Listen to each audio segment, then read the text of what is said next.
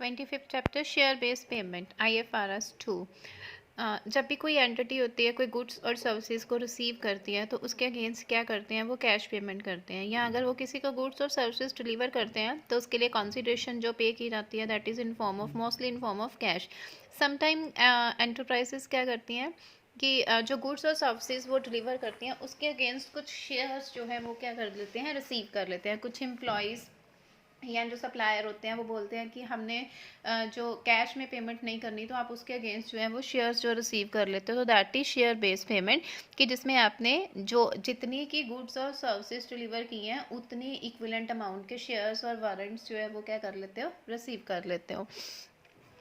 Objective क्या है first IFRS 2 का, it is a specify the financial reporting of A share based payment transaction, कि हमने जो रिपोर्टिंग इसमें करनी है, जो रिपोर्ट प्रिपेयर करनी है, वो शेयर बेस्ड पेमेंट, जो भी ट्रांजैक्शन हमारी शेयर बेस के ऊपर हुई है, कि जिसमें हमने कैश की कंसिडरेशन के बजाय क्या दिया है, उनको शेयर्स दिए हैं, उनको हमने इसमें IFRS 2 के अंदर उसके साथ हम डीलिंग करते हैं। उन ट्रांजैक्शन को ही हमने क्या करना है, रिकॉर्ड करना, डिस्क्लोज करना है। तो इसके अंदर जो भी हमने इनकम स्टेटमेंट बनानी है वो हमारी रिफ्लेक्ट करती है इनकम स्टेटमेंट और financial position share based payment transaction, जिसमें सारी हमारी ट्रांजैक्शन सिर्फ कौन सी होंगी, जो शेयर के बेस के ऊपर हमारी ट्रांजैक्शन हुई हैं, सिर्फ वही ट्रांजैक्शन को इसमें शो किया जाएगा। जो भी प्रॉफिट एंड लॉस हमने फाइंड आउट करने हैं, फाइनेंशियल पोजीशन फाइंड आउट करनी है, वो शेयर बेस के ऊपर होगी। जितनी अमाउंट के हमारे पास ज़्यादा शेयर होंगे, इट मीन्स हमारी फाइनेंशियल पोजीशन क्या है, उतनी ज़्यादा स्ट्रांग है, और वो हमारे प्रॉफिट्स को क्या करती है, शो करती है। स्कोप क्या है, first is equity settle share based payment transaction, जिसमें हमारी ट्रांजैक्शन जो भी हमने गुड्स और सर्विसेज को रिसीव किया है उसके बदले कंसिडरेशन में हम क्या पे कर रहे हैं, इक्विटी इंस्ट्रूमेंट जो है वो पे करते हैं। Cash settlement share based payment transaction, जिसमें जो भी हमने गुड्स और सर्विसेज को किया है, तो सप्लायर को जो हमने हमारी लाइबिलिटी जो इनकर हुई है, वो लाइबिलिटी हम उसके अगेंस्ट क्या पे कर रहे हैं, उनको कैश में पेमेंट जो है वो पे कर रहे हैं। लेकिन समटाइम कैश में पेमेंट सेटलमेंट नहीं कर रही, तो अंडरटेकिंग हमने लिया है उनको शेयर्स और अदर एंटिटी इंस्ट्रूमेंट, शेयर्स या फिर अदर जो भी हमारे इंस्ट्रूमेंट है, डिबेंचर्स हैं या शेयर वारंट है, वो इशू करते हैं। जो हमारे क्रेडिटर्स हैं जिनको हमने लाइबिलिटीज पे करनी है, सप्लायर को हमने पे करना है। Transaction in which undertaking receiver acquire goods are either undertaking, जो भी हमने ट्रांजैक्शंस करनी है जिसमें हमने गुड्स और सर्विसेज को क्या किया है, रिसीव किया है, तो सप्लायर वो service has a choice of whether, या तो उनके पास चॉइस होती है, या तो वो ट्रांजैक्शन को कैश में सेटलमेंट कर सकते हैं या फिर इशूइंग इक्विटी इंस्ट्रूमेंट। तो डिपेंड करता है कि आप किसके ऊपर कर रहे हो, कैश में सेटलमेंट कर रहे हो तो उनकी अपनी चॉइस होती है। इक्विटी इंस्ट्रूमेंट मीन्स कोई भी कॉन्ट्रैक्ट जो हमारी, जिसमें हमने एसेट्स को, अपनी अंडरटेकिंग एसेट्स जो है वो डिलीवर करने हैं आफ्टर डिडक्टिंग इट्स लाइबिलिटी, हमारे पास कितने एसेट्स हैं, कितने इक्विटी इंस्ट्रूमेंट्स हैं अपनी लाइबिलिटीज़ को पे आउट करने के बाद। इक्विटी इंस्ट्रूमेंट ग्रांटेड, जो हमारे इक्विटी इंस्ट्रूमेंट हैं उनको हमने अंडरटेकिंग करना है अनदर पार्टी को, मतलब जो भी हमने शेयर बेस्ड पेमेंट अरेंजमेंट करना है तो उसमें हम अंडरटेकिंग लेते हैं वन पार्टी टू अनदर। एक पार्टी अंडरटेकिंग ले रही है कि वो गुड्स और सर्विसेज डिलीवर करेगी, और दूसरी पार्टी अंडरटेकिंग दे रही है कि वो उसके अगेंस्ट उनको क्या करेंगे, कैश की पेमेंट नहीं होगी, वो क्या करेंगे, शेयर वारंट शेयर की फॉर्म में इशू करेंगे। तो एक पार्टी दूसरी पार्टी के साथ अंडरटेकिंग होती है। थर्ड आ जाता है equity settle share based payment transaction, जिसमें उन्होंने पेमेंट किस फॉर्म में करनी है, गुड्स जो सर्विसेज रिसीव किया उसमें उन्होंने पेमेंट जो करनी है वो इक्विटी शेयर्स के अगेंस्ट करनी है। कंसिडरेशन में वो पे अंडरटेकिंग किसकी लेंगे, शेयर्स की लेंगे, इक्विटी इंस्ट्रूमेंट्स की। Fair value amount for which asset could be exchange, जिस फेयर वैल्यू के ऊपर, रेजिडुअल वैल्यू के ऊपर जो उनकी गुड्स और सर्विसेज को एक्सचेंज किया जा रहा है इक्विटी, तो उनको हम बोलते हैं फेयर वैल्यू। लाइक जैसे हमने गुड्स सर्विसेज को डिलीवर किया तो वो जितने की गुड्स होंगी उसके अगेंस्ट उतने अमाउंट के इक्विटी इंस्ट्रूमेंट इशू हैं, तो that is fair value. Grant date at which undertaking, जिस डेट को आपने अनदर पार्टी को क्या दिया है, एग्रीमेंट किया है उनके साथ शेयर बेस्ड पेमेंट का, that is called the being when undertaking ली, जब आपने अंडरटेकिंग ली है। अगर उस अंडरटेकिंग में कुछ टर्म्स एंड कंडीशंस हैं तो वो टर्म्स कंडीशंस हमें फुलफिल करनी पड़ेंगी, और उसके बाद ही वो हम उनको क्या करेंगे, इशू कर सकते हैं। सो ग्रांट डेट हमारी कौन सी होगी, जिस डेट को आपने अंडरटेकिंग लिया है कि आपने जो पेमेंट है वो कैश में करनी है या इक्विटी इंस्ट्रूमेंट में करनी है या अदर फॉर्म में इंस्ट्रूमेंट्स में करनी है, तो जिस डेट को आपने वो एग्रीमेंट किया है, अंडरटेकिंग लिया, that is called the grant date. Payment चाहे आप शेयर चाहे बाद में डिलीवर कर रहे हो, लेकिन जिस डेट को आपने एग्रीमेंट कर लिया था ना कि हमने जो पेमेंट है वो कैश में नहीं इस फॉर्म में करनी है, तो that is a grant date. Next आ जाता है इंट्रिंसिक वैल्यू। इंट्रिंसिक वैल्यू क्या होती है? That is the difference between जो हमारी शेयर्स की फेयर वैल्यू होती है ना, फेयर वैल्यू, जितने भी हमने शेयर्स टोटल प्राइस जो रिसीव किया था जब शेयर सब्सक्राइब करते हैं, तो उसमें जो हमने प्राइसेस रिसीव किया था उसका जो डिफरेंस होता है, तो that is called the difference between fair value share to which counter party has right to subscribe. जिस प्राइस के ऊपर उन्होंने सब्सक्राइब किया और जिस प्राइस के ऊपर वो रिसीव कर रहे हैं, तो उनका जो डिफरेंस होगा that is the intrinsic value. For example, share option with an exercise price उसका 100 था, on A share with a fair value of 140, तो 40 रुपीज़ जो डिफरेंस है वो क्या होगा? Intrinsic value. Measurement date, date जिस डेट को आपने उस इक्विटी इंस्ट्रूमेंट को इशू किया था, ग्रांट किया था और उसकी वैल्यू को क्या किया था? मेजर किया था, तो that is called the measurement date. मतलब जो भी आपने ट्रांजैक्शन सेटल किया ना इक्विटी इंस्ट्रूमेंट के, जिस डेट को आपने उनका एग्रीमेंट किया था वो ग्रांट डेट था, और जिस डेट को आपने उस इंस्ट्रूमेंट की वैल्यू को कैलकुलेट किया that is called the measurement date. Share based payment arrangement, ये ऑलरेडी वही है कि जिसमें अंडरटेकिंग, एक पार्टी अंडरटेकिंग लेती है दूसरी पार्टी के साथ कि वो पेमेंट जो है वो किस बेस के ऊपर करेंगे, शेयर बेस्ड पेमेंट ट्रांजेक्शन्स होंगी, that is called the share based payment arrangement. इसमें आप उनको कैश की फॉर्म में नहीं, अदर शेयर्स और वारंट की फॉर्म में उनको पेमेंट करोगे। शेयर बेस्ड पेमेंट ट्रांजैक्शन, ये अरेंजमेंट था, एग्रीमेंट था। शेयर बेस्ड पेमेंट ट्रांजैक्शन क्या होगी? जब आपने गुड्स और सर्विसेज को रिसीव कर लिया और उसके अगेंस्ट आपने क्या पे किया? कंसिडरेशन में उनको इक्विटी इंस्ट्रूमेंट दिए। और सेकंड आ जाता है जब आप गुड्स और सर्विसेज को एक्वायर करते हो, जो आपकी लाइबिलिटीज़ है, इट मीन्स आपने रिसीव किया और उसके अगेंस्ट पेमेंट करनी है ना एंटिटी ने, तो उन्होंने अपने क्रेडिटर को जो पेमेंट करनी है, अपनी लाइबिलिटी जो डिस्चार्ज करनी है, वो किस फॉर्म में करनी है? इक्विटी इंस्ट्रूमेंट की फॉर्म में करनी है। नेक्स्ट आ जाता है वेस्ट।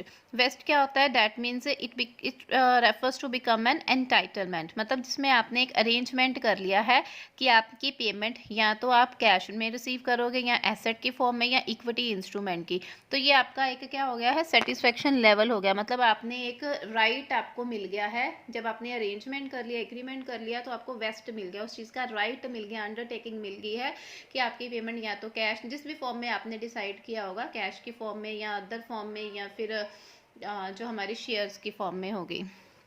वेस्टिंग कंडीशन, जब भी हमने शेयर्स के अगेंस्ट पेमेंट, मतलब शेयर की फॉर्म में पेमेंट करनी है, तो उसके साथ अगर कुछ कंडीशंस जो हैं वो अगर अटैच हैं, तो जब तक वो कंडीशन सेटिस्फाइड नहीं होंगी तब तक आप शेयर बेस्ड पेमेंट नहीं कर सकते। तो उन IFRS के अंदर जो भी इससे रिलेटेड उन्होंने कंडीशंस बनाई हैं, उन कंडीशंस को आपको क्या करना पड़ेगा? फॉलो करना पड़ेगा, और उसके बाद ही आप वेस्टिंग कंडीशंस को फॉलो करने के बाद ही आप शेयर बेस्ड पेमेंट जो है वो कर सकते हो। नेक्स्ट आ जाता है रिकॉग्निशन एंड मेजरमेंट। इसमें हमने शेयर बेस्ड पेमेंट करनी है, तो हमें पहले तो क्लासीफाई करना पड़ेगा कि इक्विटी फॉर्म में करनी है या कैश फॉर्म में करना है, तो उसको क्लासीफाई करना पड़ेगा। ग्रांट डेट कौन सी होगी? वेस्टिंग कंडीशन क्या है? क्योंकि जो कंडीशंस हैं वो हमें पहले बतानी पड़ेंगी, तो उन कंडीशंस को सेट करना पड़ेगा। Period over which award vest, कितने पीरियड के लिए आपने, मतलब वो ट्रांजेक्शन कितने टाइम पीरियड के अंदर आपने सेटल डाउन करनी है, 1 मंथ 2 मंथ, वो टाइम पीरियड डिसाइड करना पड़ेगा। एंड फेयर वैल्यू क्या होगी उनकी, फेयर प्राइसेस क्या होगा, वो वैल्यू जो है वो डिटरमाइन करनी पड़ेगी। नेक्स्ट आ जाता है मेजरमेंट। इसके बाद जब हमने इक्विटी सेटलमेंट करनी है, कैश सेटल करना है पेमेंट ट्रांजैक्शन के लिए, तो उसके लिए हमें जो शेयर बेस्ड पेमेंट है उसके लिए अदर फॉर्म में भी अल्टरनेटिव्स हैं, मतलब जितने, जैसे मैंने गुड्स सर्विसेज डिलीवर की हैं 40,000 की, तो जो मेरी शेयर बेस्ड पेमेंट होगी वो भी इक्विवेलेंट किसके होगी? 40,000 के। तो उसके लिए आपको उन शेयर्स की वैल्यू को मेजर करना पड़ेगा, तभी आप उतने शेयर्स, उतने अमाउंट के शेयर्स उनको क्या करोगे? डिलीवर करोगे। सो इक्विटी, इसके अंडर फर्स्ट आ जाता है equity settle share based payment transaction, जिसमें आपने इक्विटी सेटल जब शेयर पेमेंट करनी है तो एंटिटी को पहले गुड्स और सर्विसेज की वैल्यू को मेजर करना पड़ेगा। आप कितने अमाउंट की गुड्स और सर्विसेज दे रहे हो और उसके अगेंस्ट कितने अमाउंट के फिर इक्विटी जो शेयर्स हैं वो आप क्या कर रहे हो? रिसीव कर रहे हो, तो उनकी वैल्यू को पहले क्या करना पड़ेगा? मेजर करना पड़ेगा। तो वो वैल्यू हमें रिलायबली मेजर करनी पड़ेगी। If entity can not estimate, अगर वो फेयर वैल्यू का एस्टिमेट नहीं लगा रहे ऑफ द गुड्स और सर्विसेज जो उन्होंने रिसीव की हैं, तो उसके लिए entity shall measure their value, फिर उनकी वैल्यू को मेजर किया जाएगा। And corresponding increase in equity refer, उसके बाद फिर जो इक्विटी इंस्ट्रूमेंट्स की वैल्यू होगी उनको मेजर किया जाएगा और उस वैल्यू के बेस के ऊपर उनको पेमेंट की जाएगी। अगर तो वैल्यू को वो मेजर कर रहे हैं रिलायबली, तो जितनी उन्होंने फेयर वैल्यू डिटरमिन की है गुड्स और सर्विसेज की, वो इक्विटी इंस्ट्रूमेंट के अगेंस्ट उतने ही इक्विटी इंस्ट्रूमेंट इशू करेंगे। और अगर वो वैल्यू को मेजर नहीं कर पा रहे हैं तो फिर उस केस में वो क्या करेंगे कि इक्विटी की वैल्यू मेजर करेंगे, और जितने उनके पास इक्विटी इंस्ट्रूमेंट होंगे उतने की ही फिर वो गुड्स और सर्विसेज उनको क्या करेंगे, डिलीवर करेंगे। सेकेंड आ जाता है transaction with parties other than employees. Employees को छोड़कर आपने जो ट्रांजेक्शन्स की हैं वो अदर पार्टीज़ के साथ की हैं, एम्प्लॉयज़ को छोड़कर अदर उनको आपने गुड्स और सर्विसेज जो है वो डिलीवर की हैं, तो उसके लिए भी जो फेयर वैल्यू होगी ना गुड्स और सर्विसेज की, तो उनको अपनी उनकी फेयर वैल्यू को रिलायबली क्या करेंगे, मेजर करेंगे। So fair value should be measure. जिस टाइम एंटिटी ने गुड्स और सर्विसेज को क्या किया था, रिसीव किया था, उस टाइम उनकी वैल्यू कितनी थी, उन वैल्यू को वो क्या करेंगे, फाइंड आउट करेंगे। और उस केस में एंटिटी जो है वो उसमें एस्टिमेट लगाएगी उन गुड्स और सर्विसेज जो रिसीव कर चुके हैं ना, तो उनकी वैल्यू को मेजर करने के बाद उसके कॉरेस्पॉन्डेंट उतने ही अमाउंट के अगर इक्विटी जो है वो उनकी फेयर वैल्यू को, इक्विटी इंस्ट्रूमेंट की फेयर वैल्यू को क्या किया जाएगा, डिटरमाइन किया जाएगा। ट्रांजेक्शन विद एम्प्लॉयज़, ये तो था अदर देन एम्प्लॉयज़। अब अगर आप एम्प्लॉयज़ के साथ कोई ट्रांजेक्शन करते हो तो आप एम्प्लॉयज़ से भी क्या कर सकते हो, इक्विटी इंस्ट्रूमेंट उनको जो है वो इशू कर सकते हो। Like individual are regarded as employees for legal और टैक्स पर्पस। समटाइम आप अपने टैक्सेस को सेव करने के लिए एम्प्लॉयज़ को क्या करते हो, गुड्स और सर्विसेज जो है वो क्या कर रहे हो, डिलीवर कर रहे हो। Individual work for the entity, जो भी इंडिविजुअल आपकी एंटिटी के लिए वर्क परफॉर्म कर रहा है, एज ए एम्प्लॉय काम कर रहा है, who are regarded as with legal tax purpose, the services render the similar to those rendered by employees. आपने उनको वो सारी सर्विसेज प्रोवाइड की हैं जो आप आउटसाइडर एम्प्लॉयज़ को देते हो, सेम आपने अपने एम्प्लॉयज़ को दी हैं, तो आप उनके लिए भी इक्विटी इंस्ट्रूमेंट जो है वो कैश में, अपने एम्प्लॉय से भी आप कैश में पेमेंट नहीं रिसीव कर रहे हो, उनको क्या कर रहे हो, इक्विटी इंस्ट्रूमेंट। देखो अगर मैं कैश में उनसे रिसीव करूंगी तो मुझे मेरी इनकम उतनी ज़्यादा इंक्रीज हो जाएगी जिससे मुझे टैक्स भी ज़्यादा पे करना पड़ेगा। तो टैक्स को सेव करने के लिए, इस पर्पज़ के लिए आप अपने एम्प्लॉयज़ को क्या करते हो, उनसे कैश नहीं रिसीव करते हो, आप उनसे कुछ इंस्ट्रूमेंट, जब आप उनको गुड्स और सर्विसेज जो है दे रहे हो तो आप उनको कैश के फॉर्म में नहीं, आप उनसे क्या रिसीव कर लेते हो, इंस्ट्रूमेंट जो है वो रिसीव कर लेते हो, या किसी अदर फॉर्म में जो है उनसे हम पेमेंट जो है वो ले लेते हैं। समटाइम जैसे एम्प्लॉयज़ को आप सैलरी देनी है, एम्प्लॉयज़ को बोनस देना है, तो हमने एम्प्लॉयज़ को सैलरी बोनस की कैश में नहीं देते, तो उनकी जगह उनको क्या कर देते हैं, अपनी कंपनी के शेयर, क्योंकि हम वहाँ पर ये शो करते हैं अपनी बुक्स ऑफ अकाउंट में कि हमें प्रॉफिट नहीं हुआ, इसलिए हमने अपने एम्प्लॉयज़ को सैलरी कैश में नहीं दी है। तो आप उनको किस फॉर्म में दे रहे हो, आप उनको उतने के इंस्ट्रूमेंट इशू कर देते हो, एम्प्लॉयज़ को तो मिल गया, उनको तो कैश की फॉर्म में नहीं मिला तो इंस्ट्रूमेंट की फॉर्म में मिल गया, लेकिन हमारा टैक्स भी इससे क्या हो जाता है, सेव हो जाता है, क्योंकि हमने अपनी बुक्स ऑफ अकाउंट में अपने लॉसेस को ज़्यादा शो करके उनकी जब पेमेंट ही ज़्यादा नहीं हुई, क्यों पेमेंट ज़्यादा नहीं हुई, क्योंकि कैश नहीं था, तो अब एम्प्लॉयज़ को भी सैलरी नहीं दी है, तो इट मीन्स कंपनी क्या है, लॉस में है, तो इसलिए आप उनको क्या कर देते हो, पेमेंट जो है वो इक्विटी इंस्ट्रूमेंट की। तो उसके लिए भी जिन एम्प्लॉयज़ की जितनी सैलरी या जितना बोनस बनता है उनकी सैलरी बोनस को कैलकुलेट किया जाता है और उसी के बेस के ऊपर इक्विटी इंस्ट्रूमेंट की फेयर वैल्यू को मेजर किया जाता है और उतने के इक्विटी इंस्ट्रूमेंट उनको इशू कर दिया जाता है एम्प्लॉयज़ को।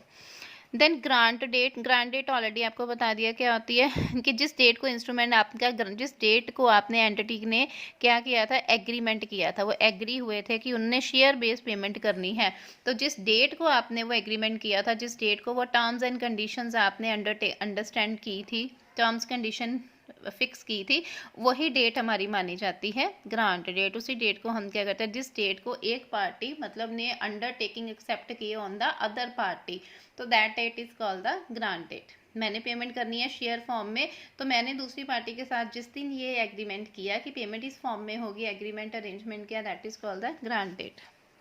उसके बाद ये नीचे करने की जरूरत नहीं है।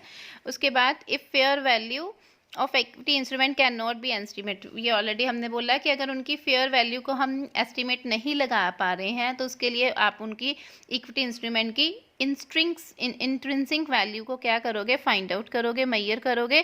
देन गुड्स और सर्विसेज जो भी आपने रिसीव किया उनके बेस के ऊपर नंबर ऑफ इक्विटी इंस्ट्रूमेंट, जितने आपने number of equity instrument issue करने हैं उनकी वैल्यू को कैलकुलेट किया जाता है। नाउ इंट्रिंसिक वैल्यू कैसे फाइंड आउट करनी है, that is the difference between the fair value of share, जितनी आपने शेयर इशू करने हैं ना, उनकी फेयर वैल्यू को उनकी फेयर वैल्यू को, और जितने वैल्यू पे उन्होंने सब्सक्राइब किए हैं और जितने वैल्यू पर वो रिसीव कर रहे हैं, हमने पीछे पढ़ा ना, तो दैट इज कॉल्ड द, उनका जो डिफरेंस होगा that is called the intrinsic value. मतलब मैंने जो शेयर ऑफर किए हैं, जस्ट सपोज 100 रुपीज़, आपने सब्सक्राइब किए हैं 140 के, तो जो 40 रुपीज़ आ गया वो क्या हो गया हमारा इंट्रिंसिक वैल्यू। तो उस इंट्रिंसिक वैल्यू को के बेस के ऊपर ही हम इक्विटी इंस्ट्रूमेंट की वैल्यू फाइंड आउट करेंगे। इफ़ अगर हम उनकी जो फेयर वैल्यू है उनको फाइंड नहीं कर पा रहे, तो फिर इंट्रिंसिक वैल्यू के बेस के ऊपर फाइंड करेंगे। What is intrinsic value? That is the difference between जितना का आप सब्सक्राइब कर रहे, इशू कर रहे, जितने के लिए आपने इशू किया वैल्यू ऑफ शेयर को, और जितना वो सब्सक्राइब कर रहे हैं, जिस रेट के ऊपर वो रिसीव कर रहे हैं, उसका जो डिफरेंस होगा। देन रिकॉग्निशन ऑफ गुड्स और services is based on number of equity. Then amount of recognize हमने करना है कि जो भी हमारा वेस्टिंग पीरियड होगा, मतलब कितने पीरियड के अंदर आपने वो सेटलमेंट करनी है, 2 महीने में, 3 महीने में, तो वो वेस्टिंग पीरियड के अंदर आपकी इक्विटी इंस्ट्रूमेंट उन गुड्स और सर्विसेज के अगेंस्ट क्या हो जाएगी, पेमेंट सेटल डाउन हो जाएगी। उसके बाद cancellation of grant of equity instrument, आप कैंसलेशन भी कर सकते हो। कैंसलेशन जो भी आपने उनके साथ एग्रीमेंट किया था उसको क्या कर सकते हो, आप कैंसलेशन कर सकते हो। लेकिन कैंसलेशन कब करनी है? इंस्ट्रूमेंट रिसीव करने से पहले पहले। अगर आपने रिसीव कर लिया तो उसके बाद नहीं कैंसलेशन कर सकते एग्रीमेंट। उसके अलावा उसके लिए आपको अकाउंट बनाने पड़ेंगे। अगर आप अपने एम्प्लॉयज़ को भी कैश की जगह क्या कर रहे हो, इक्विटी इंस्ट्रूमेंट की फॉर्म में पेमेंट कर रहे हो, तो उसके लिए अकाउंट में वो डिस्क्लोज करना पड़ेगा। अलग से आपको अकाउंट मेंटेन करने पड़ेंगे कि कितने एम्प्लॉयज़ को कितना अमाउंट आपने इक्विटी इंस्ट्रूमेंट की फॉर्म में पे किया है। उसके अलावा जो भी शेयर बेस्ड पेमेंट अरेंजमेंट हुए हैं उसके लिए आपने जितनी भी अपनी लाइबिलिटीज़ को भी डिस्चार्ज, जरूरी नहीं आप ही लेते हो, आप अपनी पेमेंट भी जो करते हो ना वो भी इक्विटी, जैसे मैंने अपने क्रेडिटर्स को पेमेंट करनी है तो मैं भी उनको बोल सकती हूँ, मतलब मैं एंटिटी वाली, मैं ऑनर हूँ कंपनी की, तो मैंने भी बोल दिया कि मैं कैश में पेमेंट नहीं करूँगी, आपकी लाइबिलिटी में डिस्चार्ज करूँगी इक्विटी इंस्ट्रूमेंट की फॉर्म में। तो आपने जितने क्रेडिटर्स को या जितनी लाइबिलिटी अपनी इक्विटी इंस्ट्रूमेंट की फॉर्म में डिस्चार्ज की हैं, तो उसके लिए भी आप क्या करते हो, अकाउंट्स प्रिपेयर करते हो। कौन सा वेस्टिंग पीरियड क्या है, कितने पीरियड के अंदर, कितने टाइम पीरियड के अंदर आपने वो सेटलमेंट करनी है, वो भी आप क्या करोगे, डिस्क्लोज करोगे।